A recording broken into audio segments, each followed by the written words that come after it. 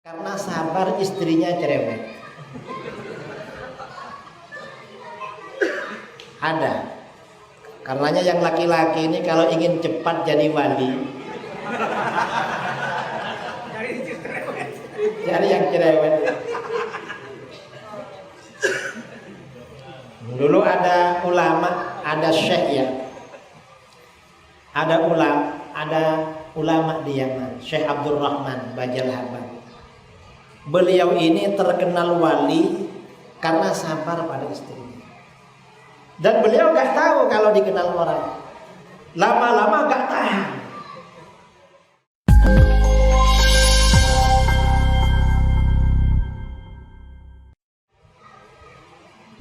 Assalamualaikum Pak Kiai. Kita dapat info bahwa di negara kita ada PCS, Polisi Cinta Sunnah, yang konon kabarnya gajinya besar. Mereka rata-rata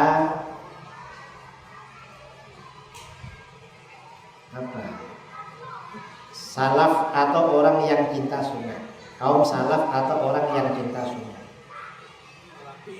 Pertanyaan saya, dari mana mereka dapat gaji besar tersebut? Apakah ini ada unsur-unsur politik? Pertanyaan kedua, sekarang kepolisian negara sibuk merekrut anak-anak hafid jadi polri. Apa ini juga termasuk unsur-unsur politik? Kalau yang polisi cinta sunnah itu ya mungkin yang Wahabi itu. Polisi gak pernah belajar agama lalu terpengaruh Wahab, dapat uang dari Wahabi. Ya Wahabi banyak uangnya saudara. Kan dekat, katanya dekat dari sini Wahabinya. Dekat ya. Kan. Kalau Wahabi banyak uangnya ini. Kalau di kepolisian itu memang yang hafal Quran itu ada. Yang pandai baca kitab kuning itu ada. Yang artinya keilmuannya setingkat ustadz-ustadz itu ada di kepolisian. Mengapa? Itu memang diperlukan oleh mereka. Bukan kepentingan politik. Karena untuk membina kader-kadernya juga butuh ini.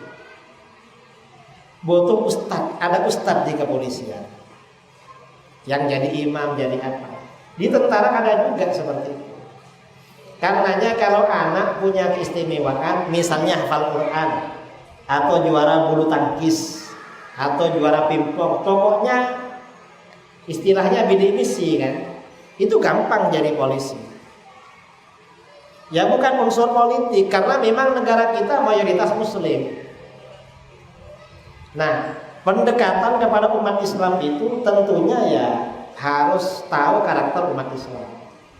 Saya pernah pas ada di Bogor tahun sebelumnya, tahun kemarin atau sebelumnya, polisi nemani saya, hafal Quran polisinya. Kayaknya karena hafal Quran dia daftar polisi. Ya tidak apa-apa kalau jadi polisi tujuannya untuk mengayomi kepolisian, tidak apa-apa. Ya masalah tujuan politik itu memang sepertinya memang kebutuhan internal Polri. Di tentara ada juga kayaknya yang seperti itu. Di mana-mana ada. Dan diperlukan memang. Dan polisi jangan bodoh semua. Jangan bodoh semua soal agama. Karena kalau bodoh semua nanti jadi Wahabi. Jadi kalau masalah tujuan-tujuan politik saya kira enggak gitu. Karena polisi yang baik itu ada, ya polisi yang nakal di mana-mana lah. Jangankan polisi, ustadz yang nakal ada juga gitu. Orang Riau ini tahu ya.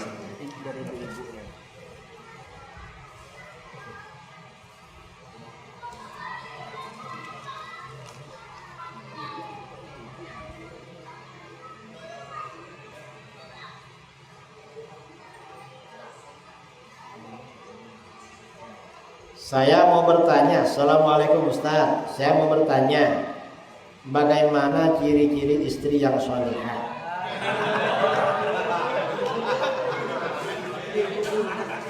Ini mungkin calon istri.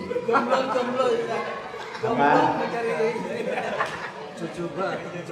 Ini kepala laki-laki yang tanya.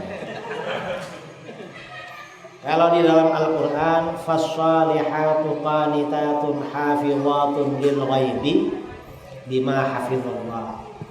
Istri-istri yang salihah itu adalah istri-istri yang taat kepada Allah dan suaminya. Kepada Allah, kemudian dan menjaga ketika suaminya tidak ada. Apanya yang dijaga? Dirinya dijaga, harta suaminya juga dijaga. Itu itu secara umum seperti itu di dalam Al-Quran.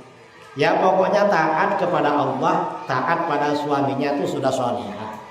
Taat kepada Allah saja sama suami gak taat, gak salihah. Atau taat pada suaminya saja, sholatnya telat-telat, gak salihah juga. Harus taat semuanya. Itu istri yang salihah. Dan jarang istri yang salihah itu, jarang.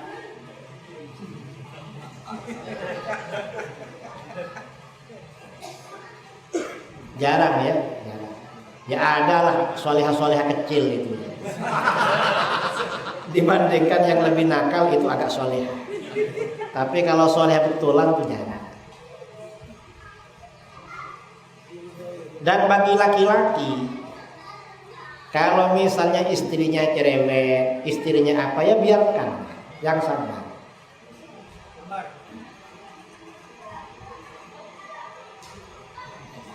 Mengapa begitu? Dapat pahala.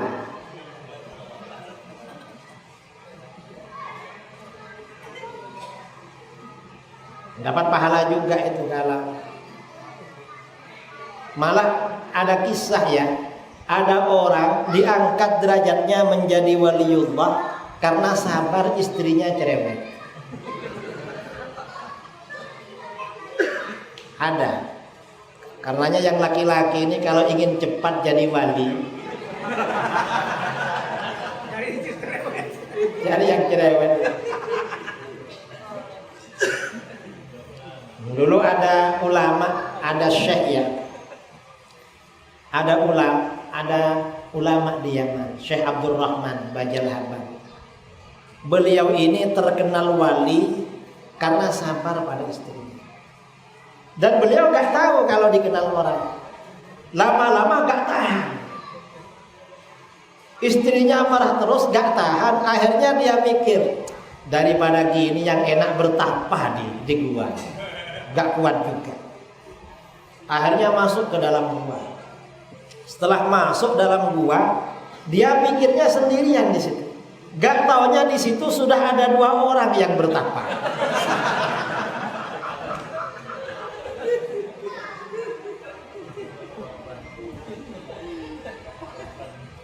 Akhirnya apa? Orang bertapa ini kan kerjanya berdoa pada Allah. Setiap pagi 2 orang yang duluan ini gantian berdoa pada Allah. Pagi waktunya makan, 1 orang berdoa, ya Allah minta makanan. Maka dari atas di gua itu ya, jatuh 3 bungkus makanan. Akhirnya dimakan bertiga. Besoknya kawannya 1 berdoa, jatuh 3 bungkus. Hari ketiga Syekh Abdurrahman disuruh berdoa. Syekh, waktunya sampean berdoa. Saya gak bisa doa seperti kamu. Kamu ini kok bisa berdoa langsung jatuh makanan. Akhirnya kata, saya bertawassul. Kami berdua bertawassul biar jatuh makanan. Ya dah, ya Allah, saya bertawassul dengan wasilah waliullah yang menjadi wasilahnya 2 orang ini, turunkan makanan pada kami. Biasanya jatuh 3 bungkus, langsung jatuh 6 bungkus. Terkejut loh, kok bisa katanya. Wong biasanya 36. Akhirnya temannya yang 2 ini terkejut. Syekh, sampean itu siapa namanya? Kami ini berdoa kemarin dapat 2, ada sampean dapat 3. Sampean kok langsung dapat 6. Padahal sampean tawassulnya gak jelas. Lalu ngaku, saya Abdurrahman Bajal Hafal. Langsung 2 orang ini merangkul, ya Allah katanya. Ya Allah. Lah kenapa? Saya ini setiap berdoa tawassulnya pakai nama sampean. Dapat 2, ya pantesan sampean dapat 6. Memang yang asli yang berdoa. Lah saya ini apa? Lah sampean itu di Yaman terkenal orang sabar, paling sabar menghadapi istrinya. Aduh. Padahal saya lari ke sini karena agak kuat. Akhirnya dia pulang ke rumahnya. Berarti saya ini merusak sangkaan orang. Saya disangka wali. Karena sabar malah lari. Dadah kalau begitu saya mau pulang. Begitu mau pulang, sampai di depan pintu, istrinya pegang kayu. Mau kemana kamu? Balik lagi katanya. Saya belum masuk sudah diusir. Akhirnya mau balik lagi. Begitu mau balik dipanggil lagi. Sini mas, kata. Sini. Kenapa? Kamu tahu saya marahi dari dulu. Kenapa? Biar kamu jadi wali. Sekarang karena sudah wali, nggak usah ke sana, balik lagi ke rumah. Saya nggak marah lagi. Artinya apa? Laki-laki ini kalau punya istri suka ngomel yang sabar. Biar makomnya dinaikkan oleh Allah.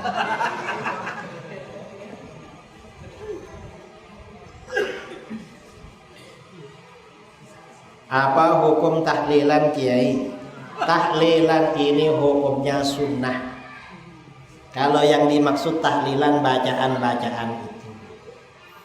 Mengapa sunnah? Tahlilan itu artinya bacaan zikir, pahalanya untuk membantu orang meninggal. Siapa yang pertama kali baca zikir untuk orang meninggal? Yang pertama kali baca zikir untuk orang meninggal adalah Rasulullah. Kalau Wahabi bilang bid'ah. Mengapa? Gak tahu Wahabi itu. Jadi Rasulullah yang pertama kali baca zikir untuk orang mati. Dan ini sering saya sampaikan. Ketika kita pernah bermakmum dengan orang-orang yang tidak bermadhab atau mencampur adukan madhab, apakah sholat kita tidak diterima atau harus kodok lagi? Bermakmum kepada orang Wahabi itu hukumnya makruh. Diterima apa enggak tergantung kamu khusyuk apa enggak waktu sholat. Cuma kalau imamnya yang ada cuma Wahabi, cari imam lain enggak ada, sebaiknya bagaimana? Pendapat yang kuat mazhab Syafi'i, sebaiknya sholat sendirian atau buat jamaah lagi.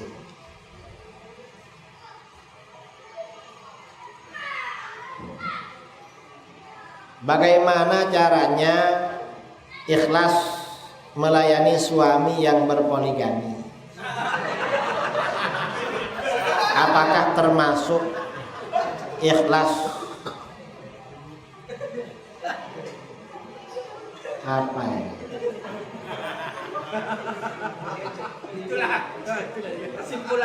Menggiring ke surga. Ini kalau ikhlas ya masuk surga ya.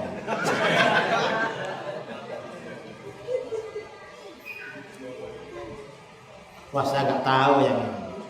Ini tanya sama perempuan yang ini. Tapi ya memang secara syariat poligami itu halal, boleh dilakukan. bagi yang mampu. Yang nggak mampu ya jangan. Nah kalau nggak mampu ya bahaya. Saya kira itu ya. Ini semua pertanyaan sudah terjawab, waktu sudah habis. Ada lagi pertanyaan.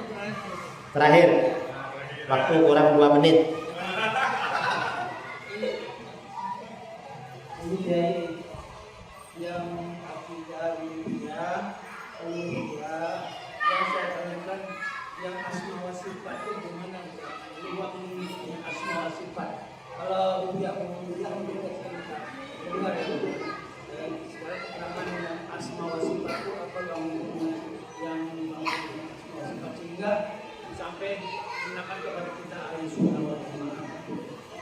Makasih ya. Tauhid 3 Wahabi.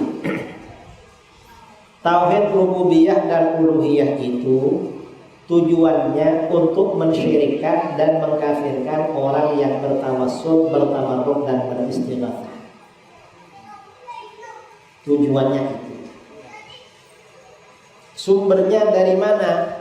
Rububiyah dan uluhiyah ini kalau diteliti dari kitab-kitab Wahabi, sumbernya dari Abu Jahal dan Abu Lahab. Wahabi ini dari Mu'tazilah, tapi yang menjadi sandaran alasannya Abu Jahal dan Abu Lahab. Karenanya termasuk akidah Wahabi, di kitab-kitab Wahabi disebutkan Abu Jahal dan Abu Lahab CS itu yang bertauhid dan orang yang beriman. Itu di kitab mereka. Kalau nggak percaya tanya sama ustaz-ustaz Wahabi. Kalau nggak percaya, kalau dia nggak ngaku berarti ngeles, malu, karena imamnya Abu Jahal dan Abu Lahab. Kalau tauhid asma wa sifat itu tujuannya untuk melawan sifat 20. Golongan yang menyucikan Allah dari menyerupai makhluk dan menyucikan Allah dari membutuhkan tempat.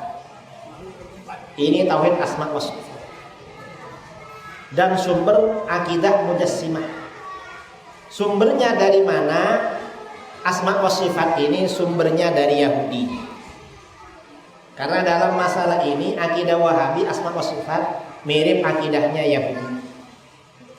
Makanya Wahabi itu disingkat dengan Wahyudi. Wahabi adiknya Yahudi. Maksudnya akidahnya. Kan nama orang ya. Singkatnya itulah. Kalau diterangkan lama malah 1 jam. Perlu lama-lama.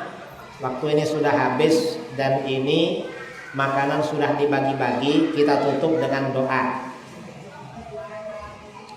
Kurang lebihnya mohon maaf yang sebesar-besarnya. Mari kita doa bersama ya. Sebelum doa kita baca umul kitab. Mudah-mudahan Allah menjaga kita, menjaga keluarga kita, menjaga orang-orang yang kita cintai, orang-orang yang ada di lingkungan kita, istiqomah di dalam Ahlus Sunnah wal Jamaah. Mudah-mudahan yang aliran-aliran sesat menyebarkan kesesatan dihancurkan, dicerai-beraikan oleh Allah Subhanahu wa taala. Al-Fatihah.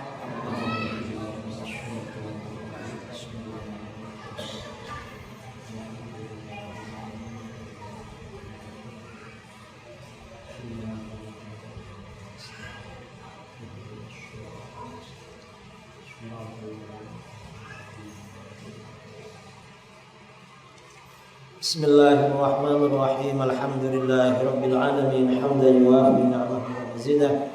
Allahumma shalli ala sayyidina Muhammadin shalatan tunjina biha min jami'il ahwali wal afat wa taqdi lana biha jami'al hajat wa tutahhiruna biha min jami'is sayyi'at wa tarfa'una biha laka a'la darajat wa tuballighuna biha aqsal ghayat min jami'il khairat fil hayati wa ba'dal mamat wa ala alihi wa sahbihi wa barik wa sallim.